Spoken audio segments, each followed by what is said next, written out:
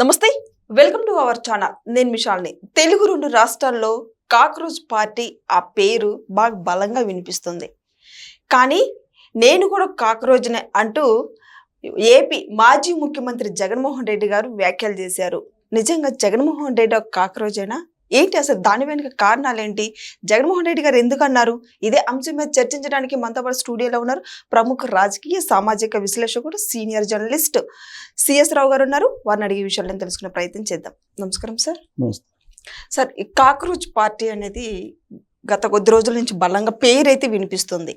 కానీ ఇక్కడ మాజీ ముఖ్యమంత్రి జగన్మోహన్ రెడ్డి గారు నేను కూడా ఒక కాక్రోచ్ అంటూ తను వ్యాఖ్యలు చేశారు. ఆ వ్యాఖ్యలు వెనక కారణాలు ఏంటి సార్? ఇది ఒక రకంగా సైకలాజికల్గా కూడా ఆలోచించాలి. కొంతమంది సైకాలజిస్టులు ఏం చెప్తూ ఉంటారంటే, రెగ్యులర్గా కౌన్సిలింగ్ ఇచ్చేవాళ్ళు వాళ్ళు ఏం చెప్తుంటారంటే, జనరల్గా ఊహల్లో ఉండేటువంటి వాళ్ళు ఎవరిని చూసినా కానీ వాళ్ళలాగా నేనున్నాను అని ఫీల్ అవుతుంటారంట. ఇది సైకాలజిస్టులు చెప్పారన్నమాట. ఎవరు మనకన్నా కొంచెం గొప్ప వాళ్ళని చూసాం, లేదంటే మనకన్నా ఎక్కువగా ఫాలోయింగ్ ఉన్నటువంటి వాళ్ళని, మనకన్నా ఎక్కువగా బాగా రిచ్గా ఉండేటువంటి వాళ్ళని చూస్తే, నాలాగే ఉన్నాడు ఇతను, కొంచెం నాలాగా ముక్కు ఉంది, చెవులు ఉంది, లేదంటే నాలాగా మాట్లాడి, లేదంటే నా అంత హైట్ ఉన్నాడు, ఇట్లా అనుకుంటుంటారంట. అది సైకాలజిస్టులు చెప్పారనమాట. ఇది నేను చెప్తుంది కదా, సైకాలజిస్టులు చెప్పారు అనమాట. సో అలానే బహుశా జగన్మోహన్ రెడ్డి గారు అలాంటి థాట్స్లో ఉన్నారేమో అనిపిస్తుంది. ఎందుకంటే కాక్రోచ్ అనేది ఇట్స్ నాట్ ఏ పార్టీ, అది సెటరికల్గా పెట్టుకున్నటువంటి ఆన్లైన్ ఒక సంస్థ. అది it's not a political party, ఆన్లైన్లో పెట్టుకున్నట్టు ఒక సంస్థ. అది ఎందుకు వచ్చింది? అది ప్రశ్నించడానికి వచ్చాము అని చెప్తున్నారు.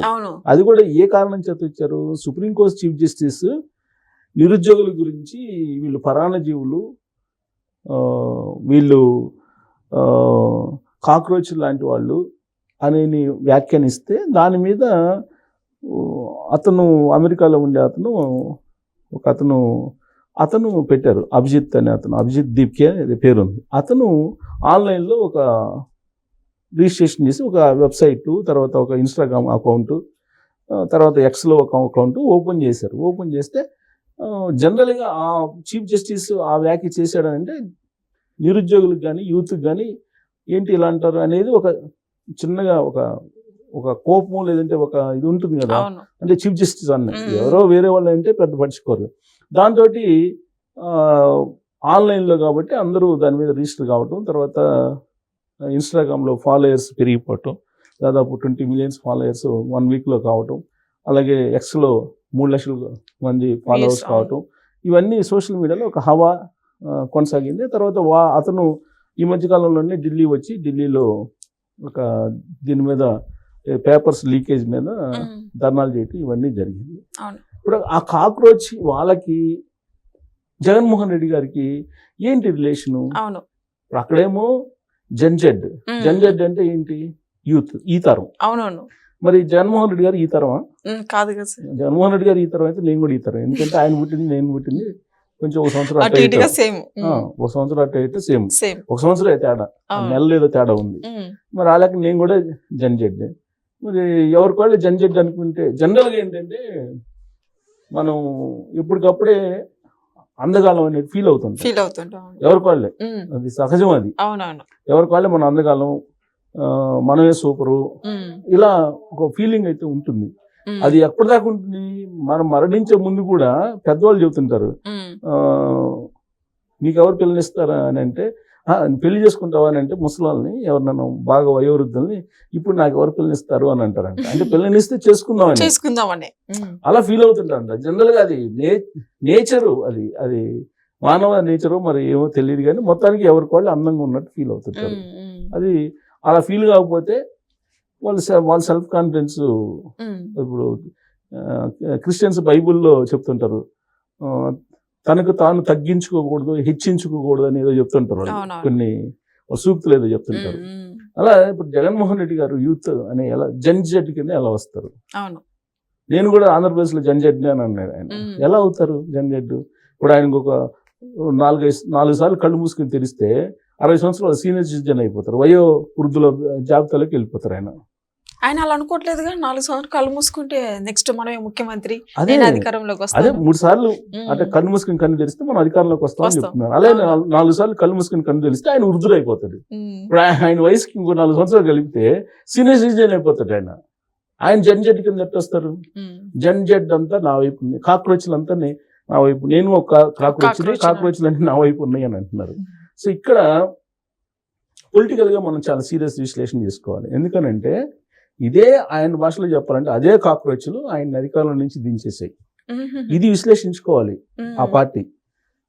ఉమ్, విశ్లేషించిన అవసరం ఉంది. విశ్లేషించుకుంటే ఆ పార్టీ కొంచెం మళ్ళీ రెక్టిఫై అవుతుంది. విశ్లేషించుకోకుండా నేను కాక్రోచ్లు అని అంటే ఆ కాక్రోచ్లే మళ్ళీ 2024 ఏ విధంగా అయితే 11 స్థానాలు పరిమితం చేస్తారు అదే పరిమితం చేస్తారు. అవును. ఇప్పుడు కాక్రోచ్లు అని అన్నారు కదా ఆయన. 2019 ఎన్నికలకు ముందు ఆయన ఓదార్పు అలాగే పాదయాత్ర చేశారు. పాదయాత్ర చేశారు. ఉమ్, ఈ పాదయాత్ర చేసిన సందర్భంగా ఆయన కాన్సన్ట్రేషన్ చేసిందంతా ఎవరిని? యూత్ని చేశారు. ఉమ్, అప్పుడు ఎవరు? కాలేజీలకు వెళ్ళారు, యూనివర్సిటీలకు వెళ్ళారు. కాలేజీలకు వెళ్తేనేమో వాళ్ళ ఏజ్ 16, 17, 18 అలా ఉంటాయి, అంతే కదా. ఉమ్, యూనివర్సిటీకి లేదంటే డిగ్రీ కాలేజీలకు వెళ్తేనేమో వాళ్ళ ఏజ్ 20, అవును. 22 అలా ఉంటాయి, అంతే కదా. అంటే ఆయన 16 to 23 మధ్యలో ఉండేటువంటి వాళ్ళని కాన్సన్ట్రేషన్ చేశారు ఆయన. ఉమ్, అన్ని యూనివర్సిటీలు కాలేజీలకు వెళ్ళారు. ఆయన చెప్పింది ఏంటి? మనకి సంజీవిని లాంటిది ప్రత్యేక హోదా, ఉమ్, నన్ను గెలిపించండి, అవును. నేను మీ భవిష్యత్తుకి నేను ప్రత్యేక హోదా తీసుకొచ్చి నేను ఉద్యోగ అవకాశాలు కల్పిస్తా అని చెప్పి అన్నారు. ఆ ఒక్క మాటతోటే యూత్ అంతగా ఆయనతో ర్యాలీ అయ్యారు 2019లో. ఉమ్, ప్రత్యేక హోదా తీసుకొస్తారు, ప్రత్యేక హోదా వస్తుంది, ఉద్యోగాలు వస్తాయనే ఉద్దేశంతో. ఉమ్, 2019లో గెలిచిన తర్వాత ప్రత్యేక హోదాని ఏం చేశారు?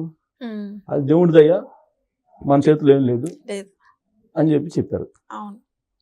మరి ఆ కాక్రోచ్లు ఇప్పుడు ఆ కాక్రోచ్లు ఏజ్ ఎంత ఉంటుంది? ఉమ్, 2019లో 17, 22 సంవత్సరాల మధ్యలో ఉన్నాడు. ఇప్పుడు ఎంత ఉంటుంది? బిలో 30 ఉంటారు కదా. ఉంటది కదా సార్. మరి ఆ కాక్రోచ్లు ఏంటయా? విన్నావు కదా.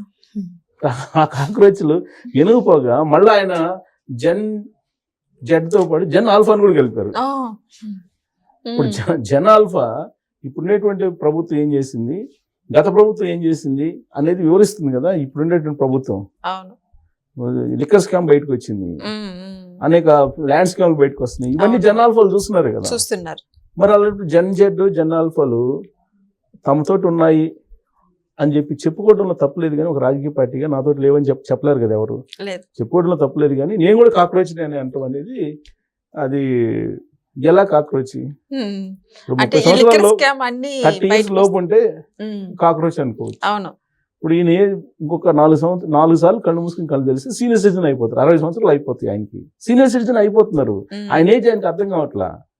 ఇప్పుడు అందరు ముసలిలానే కనపడుతున్నారు ఆయనకి. ఉమ్, ఆయన మాత్రం ఎంగలా ఎంగలా కనపడ కనిపిస్తుంది. ఆయనకి అనుకుంటున్నట్టు నాకు ఆయన మాటల్లో అనిపిస్తుంది. అసలు తప్పులేదు, నేనే అభ్యంతరం పెట్టాలి. అలా అనుకుంటేనే మనం ముందుకు వెళ్ళగలం. అవును. కానీ ఒక మాజీ ముఖ్యమంత్రిగా ఏం మాట్లాడుతున్నాము అనేది తెలుసు. ఆలోచించుకోవాలి. ఉమ్. ఆలోచించుకుంటే మంచిది. లేదంటే మీలాంటి వాళ్ళు అడిగినప్పుడు మేము కూడా ఎట్నే విశ్లేషణ చేస్తాం. Thank you sir. Thank you.